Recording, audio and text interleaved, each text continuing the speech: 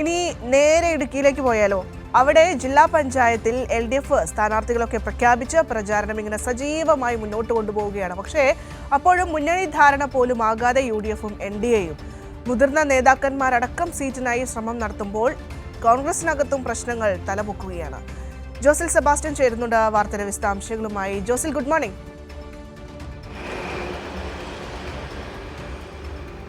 Bhadra, good morning. Josil, എങ്ങനെയാണ് ഇടുക്കിയിലെ തെരഞ്ഞെടുപ്പ് വിശേഷങ്ങൾ? കാരണം എപ്പോഴും എല്ലായിടത്തും LDF ഒരുപടി മുന്നിലാണ് പ്രചാരണവുമായി സ്ഥാനാർത്ഥികൾ. അപ്പോഴും മുന്നണിയുമായി ബന്ധപ്പെട്ട് ഇപ്പോഴും ഒരു സമവായത്തിലെത്തിയിട്ടില്ല UDFും NDAയും എന്ന് മനസ്സിലാക്കാൻ പറ്റുന്നുണ്ട്.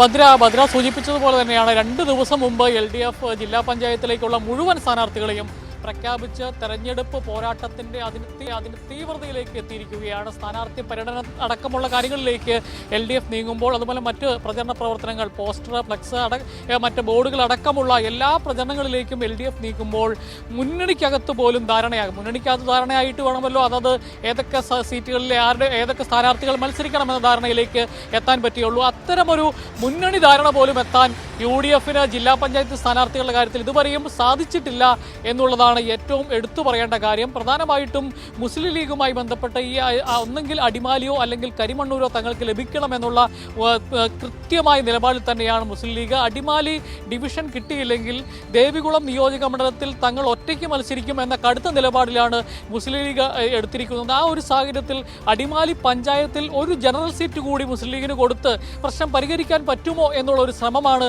മുസ്ലിം ലീഗ് കോൺഗ്രസ് നടത്തിക്കൊണ്ടിരിക്കുന്നത്.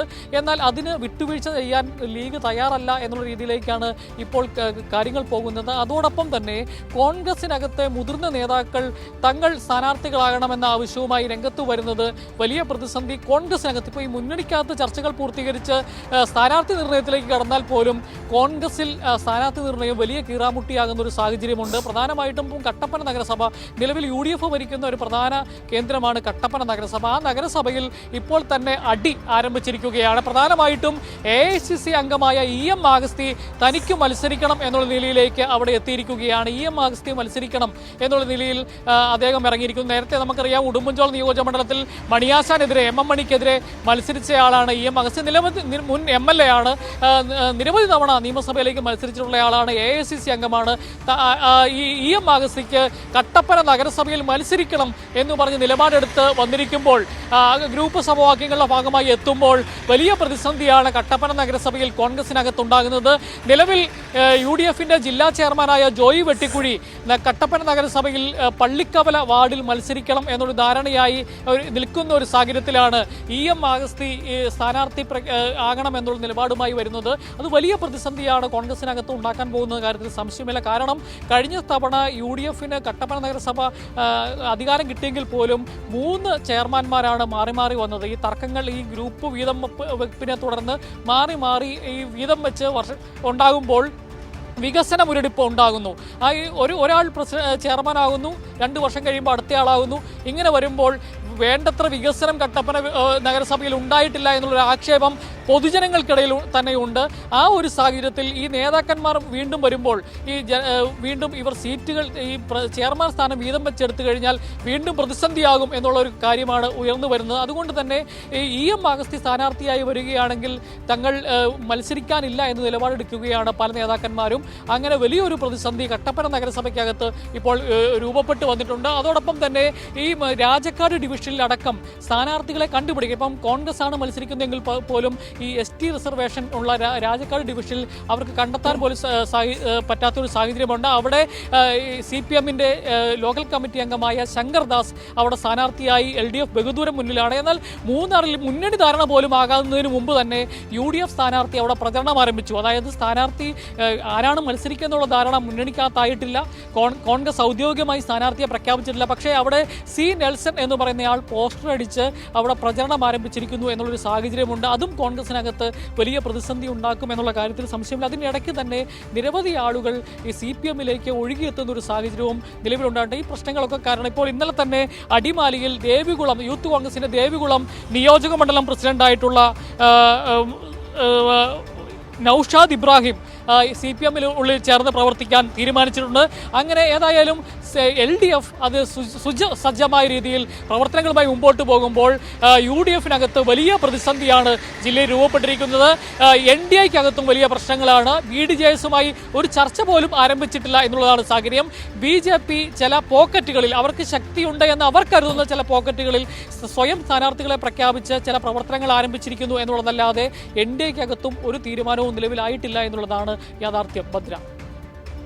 അതെ ജോസിലെ, മറ്റൊരു പ്രധാനപ്പെട്ട കാര്യം കൂടിയുണ്ട്. മധ്യ കേരളം നമ്മൾ നോക്കുകയാണെങ്കിൽ BJP-യെ സംബന്ധിച്ചിടത്തോളം അവിടെ സ്ഥാനാർത്ഥികളെ നിർത്താൻ അവിടെ ആളില്ല എന്നുള്ളതാണ്. അത്രമാത്രം സ്ഥാനാർത്ഥി ദാരിദ്ര്യമാണ് BJP നേരിടുന്നത്. അവിടെ UDF-ൽ നിന്ന് ആരെങ്കിലും കൊഴിഞ്ഞു പോയിട്ടുണ്ടെങ്കിൽ അവരെയൊക്കെ ചാക്കിട്ട് പിടിക്കുകയാണ് BJP. ഇടുക്കിയിൽ അങ്ങനെ എന്തെങ്കിലും ഉണ്ടോ? കാരണം പ്രത്യേകിച്ച് നമുക്കറിയാം അവിടെ ലീഗും ഈ പറഞ്ഞതുപോലെ തന്നെ കോൺഗ്രസുമായി വലിയ രീതിയിൽ തമ്മിലടി. യെസ്, പറഞ്ഞോളൂ.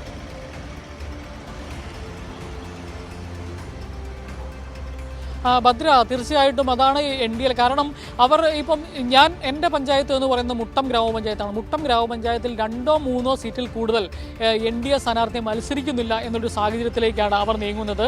അവർ 1-2 സ്ഥാനാർത്ഥികളെ മത്സരിപ്പിക്കുന്നു. എല്ലാ വാർഡിലും സ്ഥാനാർത്ഥികൾ നിർത്താൻ പോലും അവർക്ക് സാധിക്കാത്തൊരു സാഹചര്യം.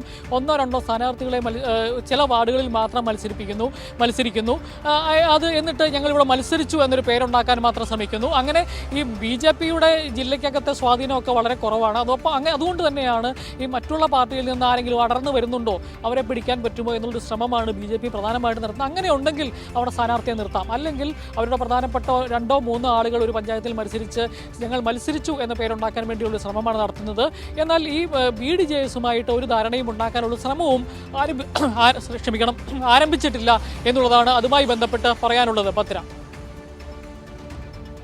ശരി, ജോസിൽ സെബാസ്റ്റ്യനാണ് വാർത്തയുടെ വിശദാംശങ്ങൾ നൽകിയത്. ഇടുക്കി ജില്ലയിലെ തെരഞ്ഞെടുപ്പ് വിശേഷങ്ങളായിരുന്നു ജോസിൽ പ്രേക്ഷകരുമായി പങ്കുവച്ചത്. എന്തായാലും LDF എപ്പോഴും ഒരുപടി മുന്നിൽ തന്നെ നിൽക്കുകയാണ്. ഞാൻ പറഞ്ഞതുപോലെ തന്നെ അവിടെ ഈ പറയുന്ന പോലെ UDF-നും NDA-യും സംബന്ധിച്ചിടത്തോളം അവിടെ മുന്നണി ധാരണ പോലും ആകുന്നില്ല എന്നുള്ളതാണ് അതിലെ പ്രധാനപ്പെട്ട കാര്യം. UDF-നെ സംബന്ധിച്ചിടത്തോളം കോൺഗ്രസും ലീഗും ഇപ്പോഴും ഒരു സമവായത്തിലെത്തിയിട്ടില്ല. ആരെവിടെയൊക്കെ മത്സരിക്കണം എന്ന കാര്യത്തിൽ. ഒരു പക്ഷേ സീറ്റ് നൽകിയില്ലെങ്കിൽ സ്വതന്ത്രനായി നിൽക്കും എന്നൊക്കെ രീതിയിലേക്ക് ചില സ്ഥാനാർത്ഥികളുടെ പ്രഖ്യാപനം ഉണ്ടാകുന്നു. NDA-യെ സംബന്ധിച്ചിടത്തോളം ആണെങ്കിൽ ഒരുപക്ഷെ പേരിന് മത്സരിക്കുന്നു എന്ന രീതിയിലേക്ക്, അതായത് ശക്തമായിട്ടുള്ള ഒരു സ്ഥാനാർത്ഥിയെ നിർത്താൻ പോലും NDA-ക്ക് കഴിയുന്നില്ല എന്നുള്ളതാണ്. അത്രമാത്രം സ്ഥാനാർത്ഥി ദാരിദ്ര്യമാണ് സംസ്ഥാനത്തുടനീളം NDA നേരിട്ടുകൊണ്ടിരിക്കുന്നത്. മധ്യ കേരളത്തിലെ വിശേഷങ്ങൾ നേരത്തെ തിയോഫിൻ പറഞ്ഞല്ലോ.